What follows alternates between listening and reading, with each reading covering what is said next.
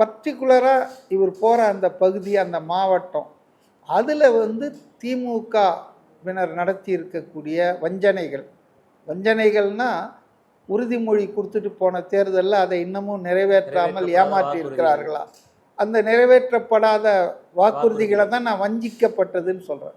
மக்களை வஞ்சிக்கிறது தானே அது. அதே போல் அங்கே நடக்கிற இது, அதாவது அதிகார போதையில் ஆளுங்கட்சியினர் நடத்துகிற பல பிரச்சனைகள் வரும் இல்லையா.